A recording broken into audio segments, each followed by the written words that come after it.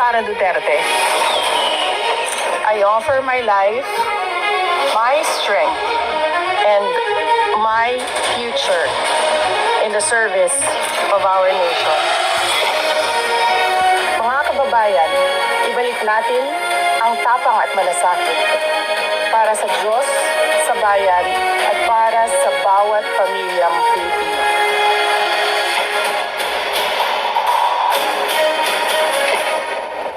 Pag-usapan natin yung confidential funds dahil doon na pinaiikot ng mga members ng House of Representatives yung kanilang impeachment sa akin. At meron kasing mga miyembro ng House of Representatives nagsasabi na tapos na sana ito kung sumagot lang siya sa amin noon. Tapos na sana ito kung nagsalita lang siya noon. Pero hindi kasi makatotohanan yung sinasabi nila na hindi ako sumagot. Kasi kung maalala ninyo, noong nagbukas sila ng hearings in aid of legislation sa Committee on Governance ng House of Representatives, makikita nyo doon, noong unang-unang hearing, nandoon ako para sumagot. Nagbigay ako ng opening speech. Sinabi ko sa kanila na ito ay fishing expedition sa kawalan ninyo ng ebidensya sa paggamit ng confidential funds. Tapos, ginawa nilang malaking issue yung hindi ko pag-oath. Hindi malaking issue yon dahil nakalagay sa rules nila at binasa ko pa ulit-ulit yung rules ng House of Representatives. Kinonsulta ko pa ang isang abogado, dalawa kami nag-usap. Sabi ko, nakalagay dito, witness lang ang mag-oath. Ang resource persons ay hindi kailangan mag-oath. Pwede kang mag-cooperate, pwede kang sumagot, pwede kang magsalita, pero hindi mo kailangan mag-oath. So yun yung pinaglalaban ko doon. Kasi may rules kayo, sundin naman natin kung ano yung rules ng House of Representatives. Pero gusto talaga nila mag-oath ako, umupo ako doon, at kahit ni isang tanong, wala silang ibinigay sa akin. Napapansin ko na lahat ng tanong nila doon na sa ibang resource persons. So nagpaalam ako kasi sinasayang nila yung oras ko doon So nagpaalam ako sa chairperson ng Committee on Good Governance. At sinabi ko, alis na ako. Maayos naman siyang nagsabi na, okay, sige, alis ka na. Ni-release niya ako, pinaalis niya ako, nagpaalam ako maayos.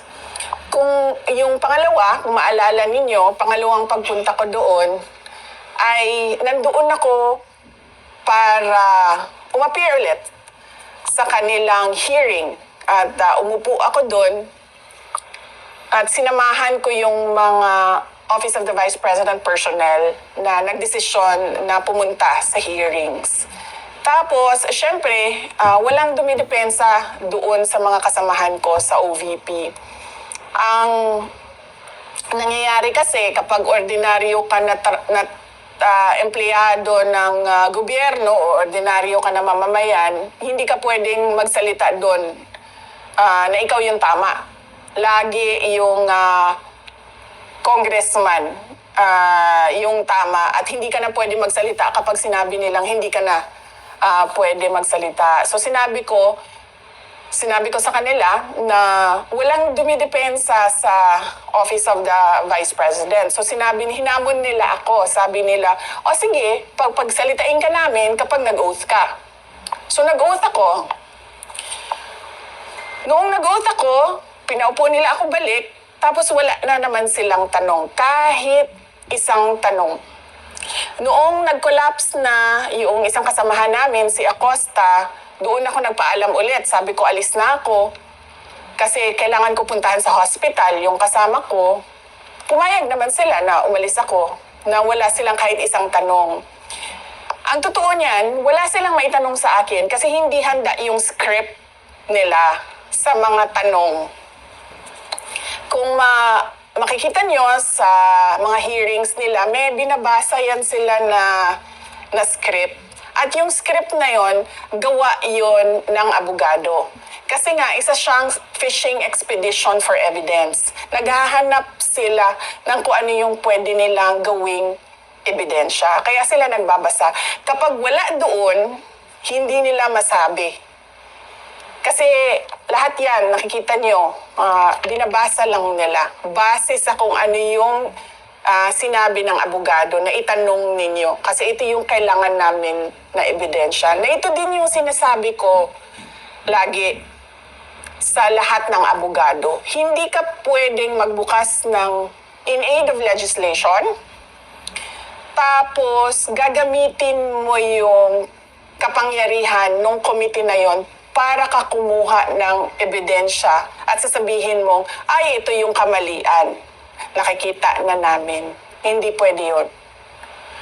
So, yun yung sinasabi ko na, na hindi totoo, na hindi ako pumunta, hindi ako sumagot, nandun ako 2 beses, wala ni isang tanong sa akin. Kasi, hindi sila handa na magtanong sa akin. Wala ako sa script na binabasa nila. Pangalawa, kahit pa man na alam ko na fishing expedition yon ng ebidensya, nandun pa rin ako. Umupo pa rin ako, nagpakita pa rin ako sa kanila para makita ng taong bayan na pumunta ang Vice President. Pero kasi, mahaba yung timeline ng mga pangyayari para ko masabi sa inyo at para maipakita ko sa inyo kung paano nila dinevelop yung impeachment at yung mga sinasabi nilang ebidensya nila. So kung okay lang sa inyo, simulan ko siya sa May 11, 2023. Ito yung pinakaunang binanggit ng Makabayan Block ang confidential funds. Sabi nila, kapag daw ako ay naging NTF-LCAC Vice Chair, ay makakahawak daw ako or makakakontrol daw ako ng mas marami pang confidential funds. So, as early as May 11, 2023, nakikita nyo may script na sila. Bakit ba ayaw ako ng Makabayan?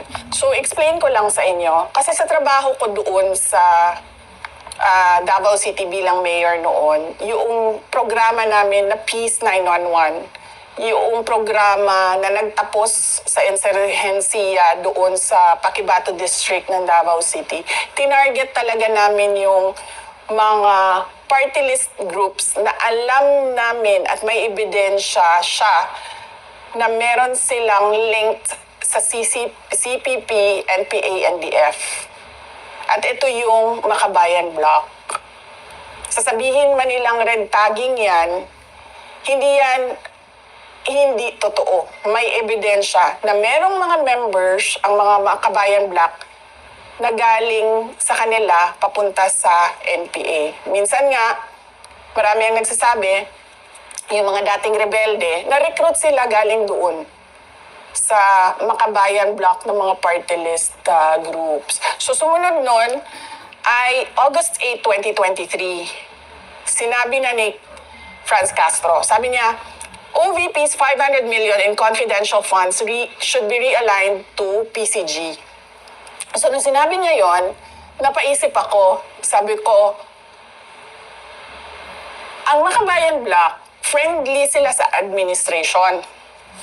Diba? Hindi naman sila Makabayan Block. Wala sa kanila yung prinsipyo ngayon ng korupsyon ng administration. Hindi nila nilalabanan yon.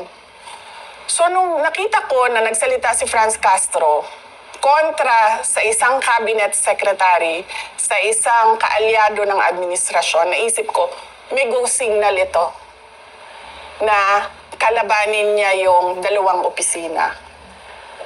So, merong nagsabi sa kanya na okay lang atakihin mo yung cabinet secretary namin at yung kaalyado namin. So, doon ko unang nakita, sabi ko, papakialaman nila yung budget. Sumunod noong August 24, 2023, makikita ninyo sa timeline, nagsabi na sila, kailangan investigahan yung 125 million na confidential funds. Sumunod nun, August 25, one day after, sinabi nila, may impeachment complaint kami kay Inday Sara sa confidential funds. Sumunod nun, August 26, 2023, sinabi ni Franz Castro, premature yung impeachment complaints. Kasi, babalik tayo, walang ebidensya ng pagkakamali. Walang ebidensya ng korupsyon. Wala silang makitang mali sa paggamit ng pera. Sumunod nun, August 29, 2023, Makabayan Bloc vows to question Sara Duterte over confidential fund use. So, makita mo na dito, naghahanda sila para sa budget hearing at yung mga tanong nila doon. Pagkatapos nito, makikita nyo, September 4, 2023, Makabayan Bloc, why 2.3 billion ang budget? Bakit daw 2.3 billion ang budget ng Office of the Vice President?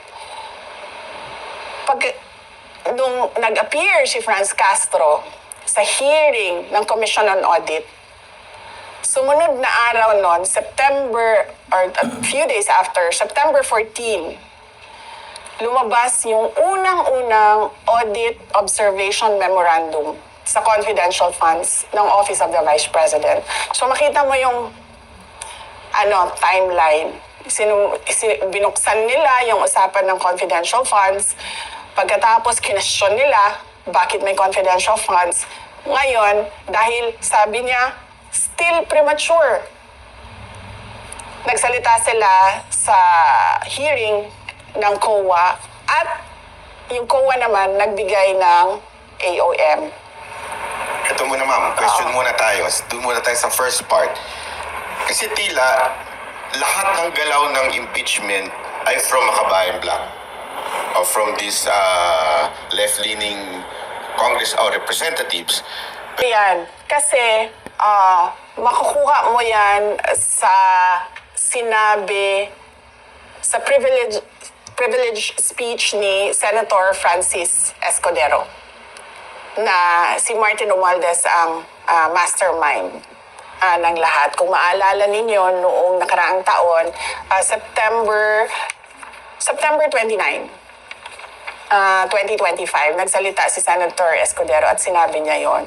At tama ka, kasi pagkatapos ng AOM ng COA sa OVP, September 14 yon, nagsalita na si Stella Kimbo. Dito nanggagaling yung narrative na inubos ng 11 days. Si Stella Kimbo na yon, hindi na ito kaparte ng Makabayan Bloc. Kaparte na ito ng grupo ni Martin Romualdez. Ayan na yung let's stick to the plan. Yan na yun. Yung let's stick to the plan, yun yung kulang pa yung kulang pa yung kanilang ebidensya. So ang ginawa nila, tatanungin natin sa budget hearing yung confidential funds. Na sinasabi naman namin na kung maaalala nyo, mag-isa akong pumunta doon. Hindi ko pinasama yung mga tiga Office of the Vice President. Kasi may nagsabi na sa akin galing sa House of Representatives. Sabi niya, mapapahiya yung opisina ninyo. Sabi ko, okay, sige. Sabi ko sa mga kasamahan ko sa OVP, sabi ko, papahiyain tayo So sabi ko, wag na kayong pumunta. Kasi mga ordinaryong empleyado ito, hindi naman itong mga politiko, wala silang power at all. Tapos aatakihin sila, syempre, ng publiko, di ba? Kahit hindi totoo yung mga akusasyon. So sinasabi ko doon sa budget hearing, wala kaming request ng confidential funds.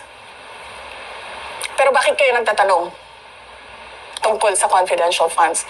Dalawang tanong lang doon ang hindi confidential funds. Lahat yun, puro confidential funds na wala naman sa budget proposal ang confidential funds. So, makikita mo, nagsalita na si Kimbo. Dito nanggaling ang narrative na, inubos ang pera, nilustay ang pera. Na 11 araw, 11 days. So, dyan nagsimula yon. Tapos, sumunod na yung September 25, 2023. Yan na yung sinasabi ko sa inyo, may kinalaman si Martin Romualdez dahil yung Makabayan Block nakipag-meeting sa kanya, sa opisina niya. Nag-meeting kami, sila naman yung nagsabi publicly. Nag-meeting kami patungkol sa confidential funds. So dun na semento yung partnership, kumbaga, ni Martin Romualdez at nung Makabayan Block. Na kung makikita ninyo, pagkatapos ng September 25, lumabas October 3, 2023, ang pangalawang AOM ng Commission on Audit. Kasi paniwala ko, yung unang AOM, nakita ng Commission on Audit, wala tayong makukuhang ebidensya dito. Dadagdagan natin yung AOM. Gagawin nating, papahirapan natin sila na mag-comply ng documents. Bigay tayo ng isa pang AOM para may makuha tayong ebidensya. Pwede natin explain ko ano yung AOM sa mga hindi Okay. nakakaalam po Yes. ng AOM. Opo. Ang AOM ay ito yung Audit Observation Memorandum. Na kung makikita nyo sa Office of the Vice President, lahat ng AOM namin, nasasagot namin. Kaya namin nakukuha yung unmodified opinion. Kasi wala naman kasi talaga kaming ginawang katiwalian. Nagtrabaho lang kami ng maayos sa Office of the Vice President. So ito yung binibigay nila ng Commission on Audit kapag meron silang mga tanong sa budget ng loob ng isang opisina. Tapos ikaw naman na doon sa OVP, sasagot ka, o ito yon yung tanong mo, ito yung sagot niyan. Ito yung sagot. Pero makikita niyo dito, nasagot namin lahat. Meron kaming notice of dismissal sa timeline. Makikita niyo rin kung kailan lumabas yung notice of dismissal. So nag-meeting sila. Martin Romualdez, Makabayan. 8 days after, lumabas ang pangalawang AOM. Noong, syempre alam ko na na impeachment ito. Kasi lahat ng mga tao sa loob ng House of Representatives, naririnig naman nila yung usapan sa loob Tsaka yung mga tiga Mindanao, nagkukwentuhan yan. So merong isang tiga Mindanao na nirecruit siya. Sabi sa kanya, uy, dito tayo, Martin Romualdez for President. Tapos, sabi nung kinausap, sabi niya, kasi yung kumausap sa kanya, isang congressman din na tiga Mindanao. Sabi niya, paano si Sara? Si Sara yung kandidato. Tapos sabi niya, wala na yan si Sara. Sabi niya, i-impeach nila yan. So doon ko unang na-confirm. Itong ginagawa lahat, makikita mo sa pronouncements ng Makabayan, impeachment. Sa kanila nang galing una yun. Tapos confirm ko sa recruitment nila sa Martin Romualdez for President doon sa Mindanao. Anong year to? 2023. So, isang taon pa lang after yung manalo. Kasi kung makita nyo sa mga sumusunod na budget, nandun yung AKAP, AIX, tupad na pinamimigay nila sa bagong Pilipinas caravan nila. Kasi iniisip siguro nila, yun yung paraan kung ito yung vehicle, kumbaga, sasakyan niya papunta sa presidency. Yung pamimigay ng pera kung saan-saan. Na hanggang ngayon, by the way, walang tumingin kung totoo nga ba yung mga recipients doon sa AIX at sa tupad at sa AKAP na nilabas na pera ng gobyerno. So parang sinasabi niyo po pala yung nauna yung idea na impeachment bago maghanap tayo ng ebidensya. Yes. So hindi yung, di ba, pag may kaso ka, titingnan muna kung anong nangyari, tsaka kakasuhan. Dito, nauna yung impeach natin, hanap tayo ngayon ng ebidensya. Ganun yung makikita mo sa timeline nila, sa lahat ng mga sinabi nila, makikita mo siya. Nilatag kasi namin lahat eh. Paano ba ito nagsimula? Saan ba ito nagsimula? So, makikita mo doon, lalong-lalo na sa word na still premature. Pero itong People's Initiative na lumutang din noon, kakambal nitong pagbibigay nila ng mga ayuda. Oo, kasi kung maalala ninyo, nasa kabinete pa ako noon. So, ang gusto talaga nila is Martin Romualdez for president. Para susunod siya kay BBM. Nasa kabinete pa ako noon. So, hindi nila ako maatake ng diretsahan. Ang ginawa nila, nag-People's Initiative sila. Kasi ito daw yung charter change na sinasabi. Ang gusto nila doon, baguhin ang botohan ng Senate at ng House para mas madali maka-amenda ng Constitution. Kaso sumabog ito, di ba? Kasi naggalit yung mga tao. Pinapapirma sila, tapos binabayaran yung pirma. Tapos minsan naman, pinapapirma sila, tapos sinasabi na, uy, ibibigay sa'yo AX tupad. Tapos hindi binigay sa mga tao. Kaya sumabog yung People's Initiative nila, namatay siya. At meron akong confirmation na alam ni BBM yung charter change. So kung makikita ninyo, dito sa timeline, nandun na tayo sa AOM, October 3. Noong November, kung maalala ninyo, November 2023, paalis siya papuntang United States para sa APEC. Bago siya umalis, one day before, tinawagan ko si Senator Amy Marcos. Sabi ko sa kanya, samahan mo naman ako kasi kailangan ko kausapin si BBM. Kailangan ko isama si Senator Amy dahil hindi ko kaibigan si BBM. Katrabaho ko lang siya. Presidente lang siya para sa akin. Si Senator Amy, maayos kausap na tao. So, at saka kapatid niya. So, nandun kami. Kinonfronta ko diretso si BBM. Sabi ko sa kanya, bakit merong pagpaplano ng impeachment sa House of Representatives sa akin? Tapos sabi niya, alam niyo si BBM, nag-i-English yan eh. Tapos sabi niya, that's not true. Ganyan. That's not true, there's nothing like that. Ganyan siya. Tapos, natigil yung denial niya kasi sa sobrang daldal niya, lumabas sa bibig niya na ang prioridad daw is charter change. So, nung narinig ni Senator Amy yung charter change, nag-react siya.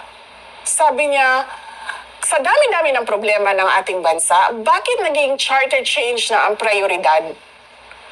Tapos sabi niya, no, this will be for the country because it's all about the economic provisions, ganyan. So sabi ni Senator Amy sa kanya na parang tipong, hindi yan economic provisions eh. Kasi pag binuksan mo yung amendments ng Constitution, bubuksan mo lahat yun. Hindi mo pwedeng sabihin na, ay, ito lang, economic provisions lang. Kasama na dun yung political. Doon kasi unang diniscuss na tatanggalin ang opisina ng Vice President at papapahabain yung terms ng members of the House of Representatives. So more than 3 years na yung isang termino. So dun yun, na-confirm ko na alam ni BBM yung ginagawa, bilihan ng signature sa People's Initiative. Doon sa discussion namin kasama si Senator Amy Marcos. November of 2023 yun. Kung makikita nyo sa pag-alis niya, nandoon ako, bago siya umakyat sa hagdanan, lumapit siya sa akin. May binulong siya sa akin. Alam niyo si BBM kasi mahilig mag-mumble, yung ganon, na hindi mo siya maiintindihan. Meron lang siyang clear words, iilan, at yun lang yung ma-pick up mo sa sinabi niya. Nung lumapit siya sa akin, nasa hagdanan na siya, may sinabi niya sa akin, don't worry, I'll take care of you. So parang nagulat ako, na parang nagsinungaling ka kagabi na hindi mo alam ang impeachment. Kasi bakit ka naman magsasabi ng I'll take care of you? Diba? Ang tagal namin nagsama sa kampanya, Halos mamatay-matay na kami sa init, sa dehydration, sa pagod. Hindi ba nagsabi yan ng I'll take care of you? Tapos bigla, meron akong kinumpronta sa'yo na usapang impeachment sa House of Representatives, ibubulong mo sa akin bago ka umalis, I'll take care of you. Why do you need to take care of me? You know something. Diba? Huling-huli kasi mga lalaki sa mga Alright. sa mga pambobola eh. Sa kanya po kayo tumingin. Yeah. Pero I'll take care of you. Sinabi niya yun. So, anong dating sa'yo nun? Nung sinabi niya yun? Kung ikino-connect mo ito na meron siyang alam. Kasi never siya nagsabi sa akin na I'll take care of you. Never. Simula nung nagkita kami, pinakaunang pagkikita namin, para mag-discuss ng pagtakbo namin, ng unity team, doon sa kampanya, wala, yan siya sinabi. Hanggang, na yon, November 2023 na yon, first time mo magsasabi na I'll take care of you after kita kinonfront na pinagpaplanuhan yung impeachment ko dyan sa loob ng House of Representatives. So do you think na si Romualdez na nagpaplano, then here comes Marcos, sasabihin niya, akong bahala sa'yo, huwag kang mag-alala, or I will take care of you. Or kasama siya doon sa plano na impeachment. Or, Kasama siya doon. Kasi, bakit mo naman i-deny tapos sasabihin mo, I'll take care of you? Hindi niya siguro kasi naisip na mahuhuli yung pagsisinungaling niya by his words the next day. I'll take care of you. Don't worry, I'll take care of you. Why should I be worried? Diba? So, ibig sabihin, yung worry na nire-refer niya, yan yung binuksan ko na konfrontasyon. Bakit may impeachment? So, ang dating, parang dahil nabisto mo na, huwag ka mag-alala, relax ka lang. Parang ganun ba yung dating sa'yo? Oo. Akong bahala sa'yo. Di ba? I'll take care of you. Akong bahala sa'yo. O siya nga talaga bahala kasi siya naman direktor ng lahat ng mga bagay na ito. So, tutuloy ko yung timeline. Malayo pa tayo sa ilang pages pa ito. So, ayun. So, December. Di ba maalala nyo, December, tinanggal yung budget ng Office of the Vice President. Wala na kaming yung sabi ni Franz Castro, bakit 2.3 billion? Pagdating ng December, paglabas ng budget, approximately 700 million na lang yung OVP budget. Nalaman niya na nasa Davao ako. Pumunta siya sa Davao, si BBM. Tapos, akala ko ang pag-uusapan namin ay yung pagtanggal ng budget ng OVP. Nung nakumakain na kami, wala sinasabi. Puro walang kwentang usapan na hindi mo alam saan papunta yung biglang ang pag-uusapan, rice fields, sa susunod yung swahe na kinakain. Ganun, okay, sige. Parang ako, uuwi na tayo, sayang yung oras natin dito. So, kumakain sila. Tapos, nung palabas na kami sa restaurant doon sa Davao City, ito na naman siya, yung kanyang pagbubulong na mumbling niya, na hindi mo alam kung takot ba ito magsalita, ayaw niyang magsalita, hindi siya makapagsalita, natatakot siyang mahuli siya sa pagsisinungaling niya, ganun siya. Tapos sabi niya, ang nakuha ko lang sa sinabi niya, mag-ingat ka, tuturuan ka namin. So ito na naman tayo, mag-ingat ka. Bakit ako mag-iingat? Yung tuturuan ka namin, yun ang hindi ko maintindihan talaga hanggang ngayon. Tuturuan ka namin ng leksyon? Kasi ganun yun eh. tuturuan kay ma'am na kung ano yung isasagot, tapos ikakapahamak nyo. Baka to. Pagdating sa Duterte, nagsasama-sama sila ngayon pagdating kontra Duterte. Naiintindihan ko ang Makabayan Block kasi sabi ko nga sa inyo, may programa kami doon na tinapos talaga namin yung insurgency. Kasali sila sa inasahan sila. Oo, kasali sila. Wala yung stronghold nila sa Davao City, yung Paquibato District. Kasali sila dun sa mga surveillance, inimbestigahan, tiningnan kung saan sila pumapasok na mga lugar sa Davao City. Ano yung sinasabi nila sa mga tao? Ano yung parang pag-poison ng utak ng mga tao? Ganun yung naiintindihan ko, Makabayan Black. Paano ba sila mag-operate sa Davao? Lalong-lalo na itong party list nila, yung ACT teachers. Oo, ang Makabayan kasi, di ba, is Bayan Muna, Anak Pawis, Gabriela, Kabataan, tsaka ACT teachers. Ang malakas sa Davao ay noon, nung nandyan pa yung mga leaders nila, Bayan Muna, Anak Pawis, tsaka Gabriela. Yan yung malakas sa Davao noon. Paano sila? Pumupunta sila sa mga depressed areas. Yung mga tao ba na madali mo makumbinsi? Kasi panghahawakan na lang nila kung ano-ano ang any kind of hope na makita nila na tanggal sa kanila sa kahirapan. Doon sila pumupunta. Mga indigenous peoples, tribes, sa mga low-income families, sa mga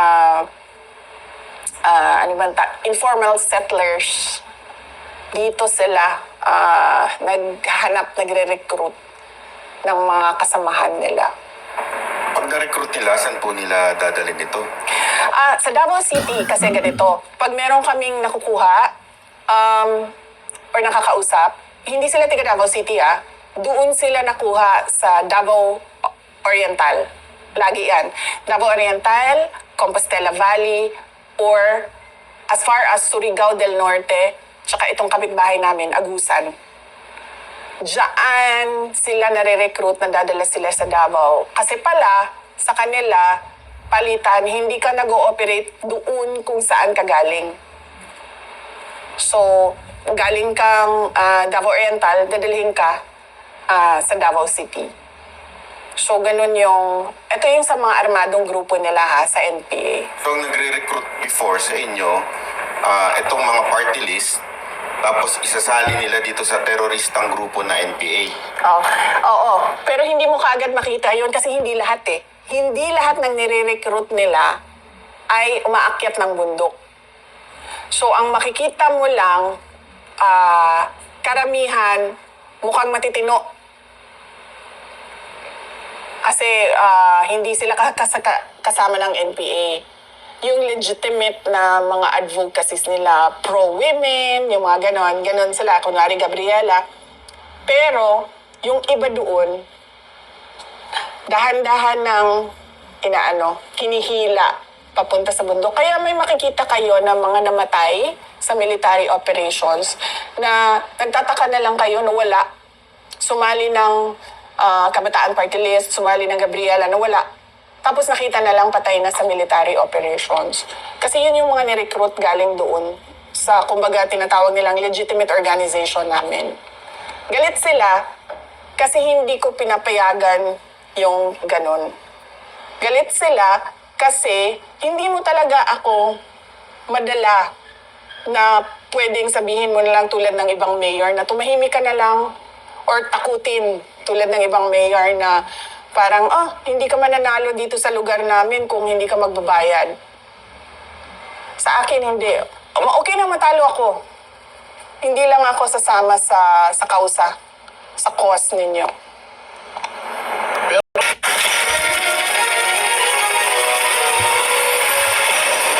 Ako si Sara Duterte. I offer my life, my strength, and my future in the service of our nation. Mga kababayan, ibalik natin ang tapang at malasakit para sa Diyos, sa bayan, at para sa bawat pamilyang Pilipino.